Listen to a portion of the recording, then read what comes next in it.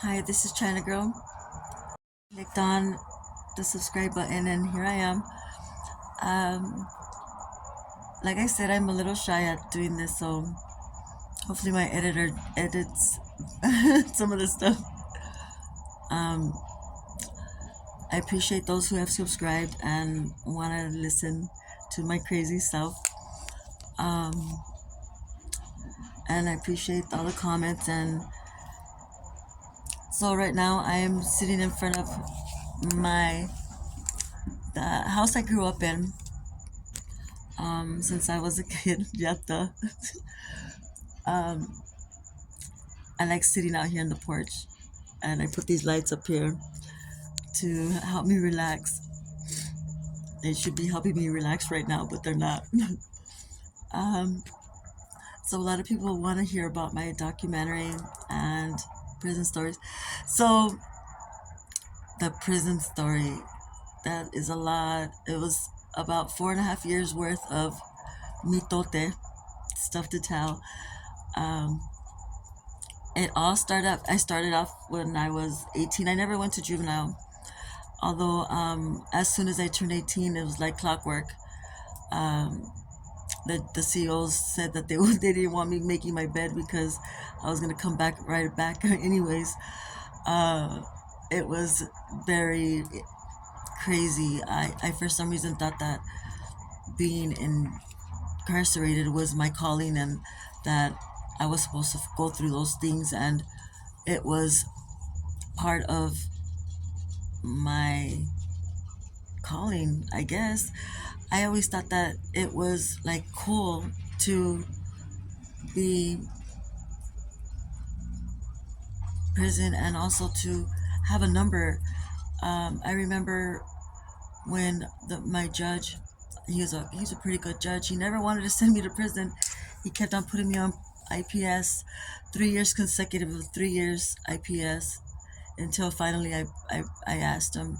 I practically begged him. I said, hey, I can't do this IPS because my crazy mentality was still wanting to party and live it up with the homies and do all those crazy things I was doing. And I will tell you little by little. Um, but now that I think about it, it wasn't. I mean, it's an experience that I went through, and but it's not like it's a cool thing. Like I growing up, I thought it was a cool thing. Like like I went to prison and what? I was like I had a pretty bad mentality. My mind was like, whew. I don't know why I get so shy. It's like when kind of like stage fright. It's weird because I watch all these people and I laugh my ass off because it's so funny, and I'm like I could do that. It's so easy. I could make people laugh, and here I am. I can't even stay on for 5 minutes. um, so going in and out of county, Pima County. Um, when I first got locked up, and I never expected. But the only time I had a bond. Other than that, I never after that had a bond. Um, my brother actually put up some stuff to get me out. I was surprised uh, that he got me out because me and my brother don't have that very much close of a relationship because of our age difference, and he's a mama's boy, I guess. But oh wow, he should have been the girl and I should have been the boy. I guess that's what I always say. Bad, that's bad. My bad. But me and my brother haven't really had that great of a relationship. I've tried, but I guess I'm a little stubborn, I could say. I could try a little bit better, but um, one of my brothers just recently passed away. He's like my cousin. I grew up thinking he was my uncle. Growing up, there was a lot of different stories that were told to me, which made it confusing growing up. I didn't know my mom was my mom. My aunt I thought she was my mom. My grandma, I thought she was my mom. I guess as a kid, I was calling everybody mom because I didn't know. And that's when my mom got locked up. Got locked up when I was 6 months old. She told me she waited for an exact timing so that way I could be born in the U.S. If not, I would have been born in Mexico. I don't know. I might have, been a different person. Absolutely would have been a different person, but I wonder what would have happened if so many things, like I say about my grandma being, she would have still been around. I would have probably had a different upbringing. My grandma was really strict. Like I said, my grandma raised me. Um, she was hilarious. I remember her chasing me around the table because she was mad, so she was with the belt, con el cinto. Cabrona! I mean, what? And I wasn't allowed to go to the next block. I grew up in Jollyville. I don't know if you guys are familiar with Tucson, or if you guys are. Anyhow, in Jollyville, and I wasn't allowed to go onto Riverview. There was a lot of mischief back there, and uh, I would book it in my bike over there, and I could hear my grandma, Veronica! Oh, I could hear that lady yelling. I was gone. Gone. Echo 90, here I was. uh, because I didn't want my ass being whooped. Back in the days, they did whoop ass. They did really whoop some ass. With the belt, leather belt and all. I got a few of those good ones. Um,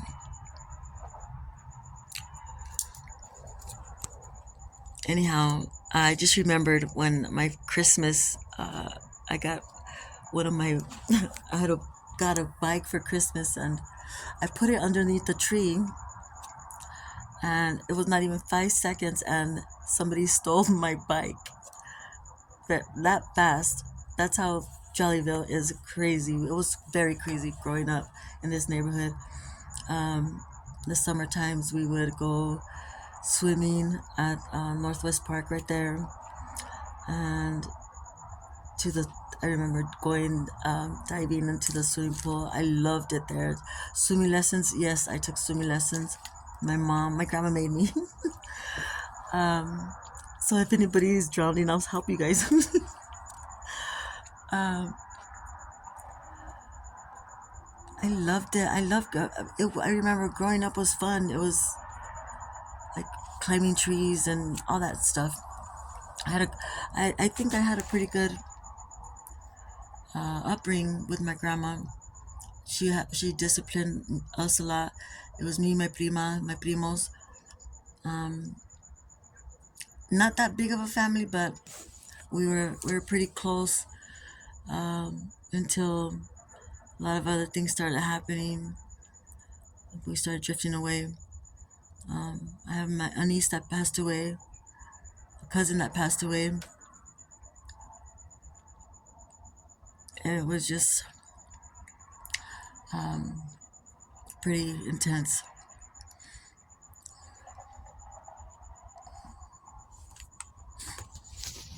I could remember my cousin, me and my prima, we were really close.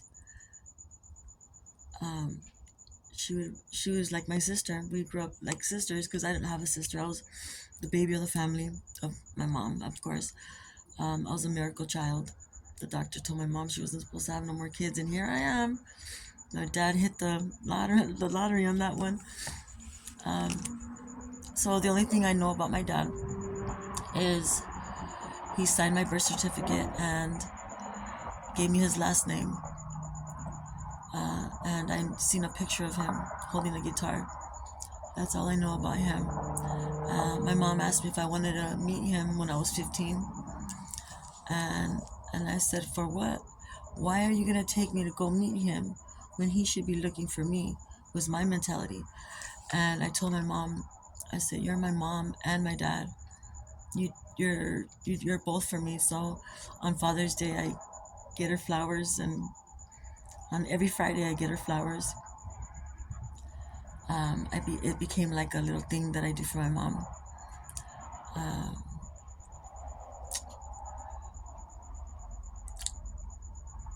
I enjoyed being a kid compared to the way kids are now. It's kids don't have fun. They don't even go outside. They don't scrape their knees.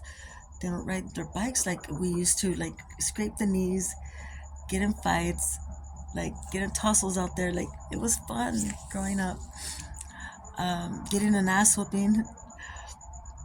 Um, yeah, it was pretty cool growing up. And then when I was 9 years old, my mom took me away from my grandma, and I moved to the south side. So my roots are in the west, and my what is it called? My upbringing, my nine from 9 years old to my traviesa years. That's when I flipped the script over there. I went to Van Busker. I was doing. My mom put me on taekwondo and kickboxing. I loved it. I loved taekwondo and kickboxing. The boys at school would always pick on me because I was in taekwondo, and they knew I was gonna whoop some ass. So they'd make fun of me because I was the tallest in the school, in the class. I was always the tallest. And they had a nickname for me, but I'm not telling you guys because it's too embarrassing. And of those who know my nickname, do not share it with nobody until later on. See if we put that into a perk or something. I don't know. Um, so I went to Van Busker in elementary. Um, then I went to Utterback. Uh, this is what's crazy is that trip on this. When I was growing up, I didn't know that I was a minority. I was raised as my nana told me that we were considered white until I went to junior high is when I realized that I was a minority. I didn't know until I was in junior high that I was a minority. That was a trip. Um, my nana was like really, she was completely Spaniard, green eyes. My great grandma, blue eyes, white, light skinned, beautiful women, beautiful women. Um,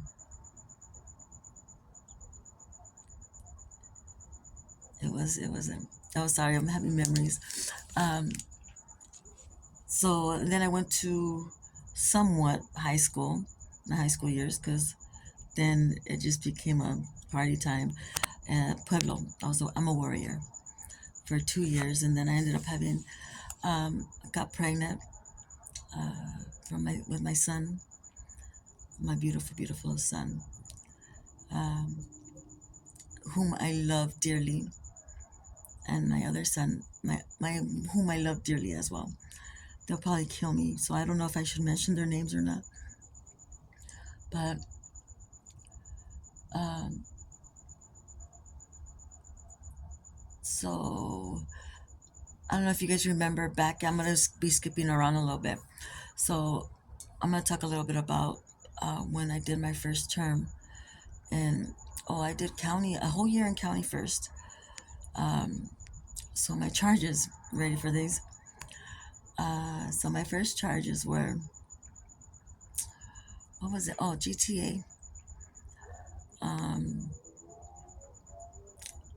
escape.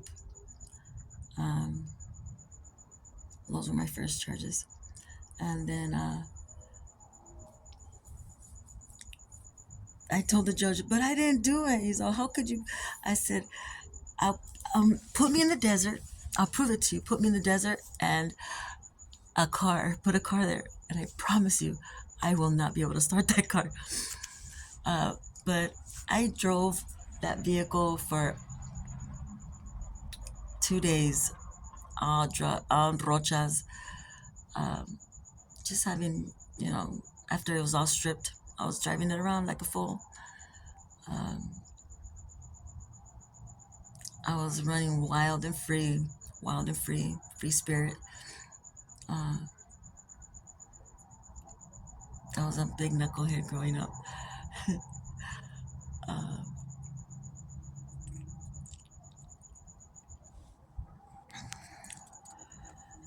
I remember when they first got busted. I was right on the south side driving a vehicle, and an officer was passing right by me, and he flipped the bitch and he started chasing me. Well, the homie that I was with, he was switching gears on me. I don't know why he was doing that, and so he was just switching gears, and he jumped out, and I said, well, fuck, I'm gonna jump out too. Why am I gonna stay in the car? Because I don't know what he did to the car because of the gears. So I jumped out, and my dumb ass forgot to let go. So I was hanging onto the steering wheel, and I got drugged. I got dragged for about, I don't know, it felt a good long time. No, it wasn't probably that long, but I got some scars to prove it. All right.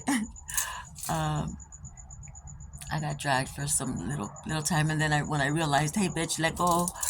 I let go, and then I got up, and I started running because the officers were chasing me. So I was running, and I turned, and I seen the motherfucker coming, so I started taking off running, and one thing led to another, and of course, I tripped over a shoelace, and that was that. I got arrested, and that was my first charge. So I was right there by Leño Park in the south side. And yeah, a park called Leño Park in the south side. And it's a little tiny park, but it's, people. Um, let's see, what else?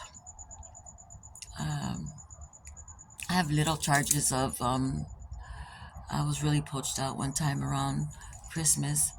Like I said, I've been in and out of county for a very long time. Uh, I wonder if I could figure out how I could figure out exactly how long. Because now I haven't been in there since 12. I want to say 12. I haven't been locked up since 2012. It's a long time considering I was in there almost all the time. Like I never thought that I was gonna stop that life. I thought it was cool. I thought it was like I thought it was cool to be like that. And once I realized how much pain it was bringing to my kids, to my son, especially my oldest, he went through it. That's when I was getting the onda that this isn't cool. This is not the way it's supposed to be. I'm supposed to have a life out here. Uh, so I learned to adapt. I learned to be drug free. I was clean and sober for 7, 8 years. Yeah. Oh, the judge sentenced me to a year county the first time because he didn't want to send me to prison. He said, you don't want to get that number. And I was like, and my mentality, I wanted that number because I thought it was cool to have that number.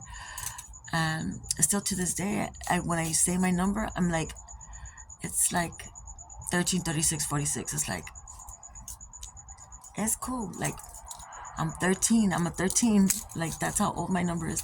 But there's people that have older numbers, like zeros numbers, like my mom's. Oof.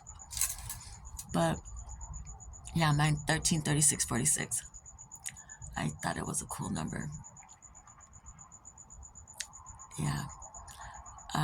I did the year county, and I was mopping downtown, the garages on the weekends with the red outfit, the uniform that they would give us, and I'd be mopping. That's where I learned how to get on my waist. I'd exercise my waist so it could be nice and firm. I throw that mop, go one way, and then throw it the other way, and yep, that's my exercise. And one time I seen my judge, and he looked and he smiled, and he said, "Keep keep doing the good work." I love that judge, Judge Davis. Later on, he moved on to juvenile, which is a good thing. That he's a good judge to be with the juvies, because some of these judges are very harsh with their time and didn't really get to know the inmates or us convicts. Yeah, the word convict just got me thinking. Um, you earn to be a convict.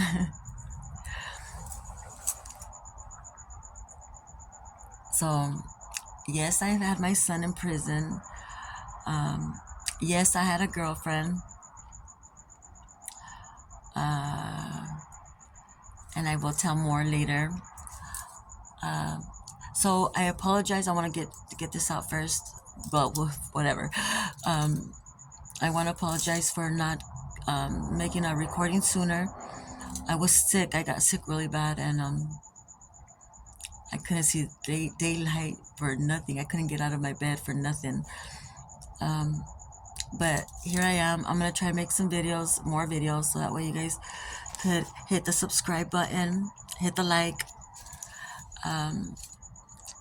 Hopefully this light doesn't bother you guys too much. If it does, let me know, and I will change it for you guys. Anything for my subscribers.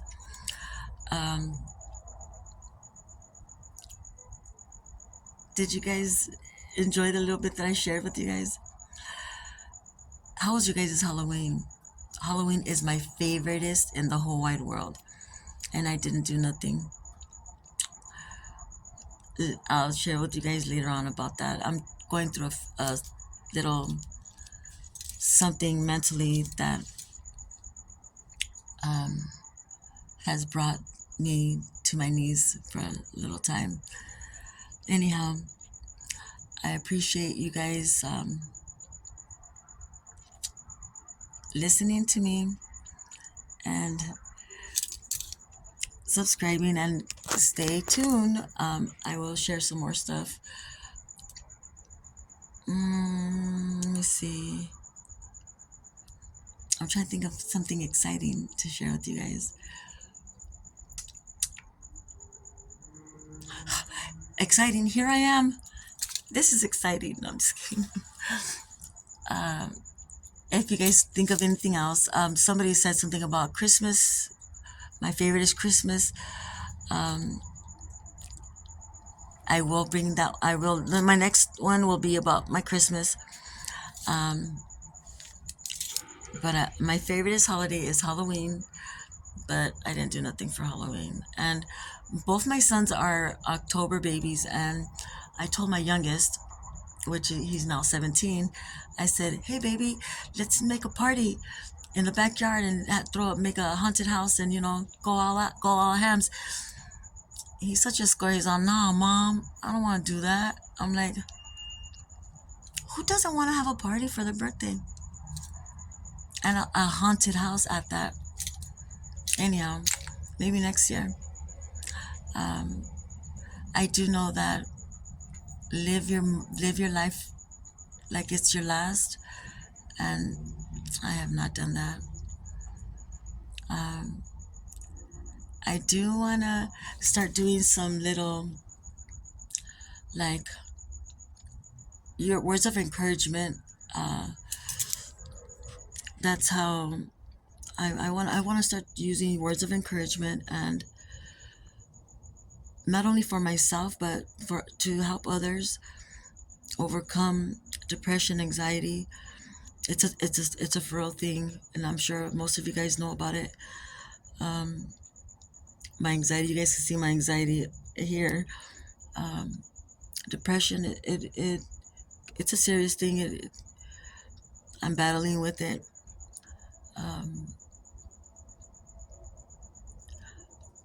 It could take you down a dark tunnel and keep you there for a while.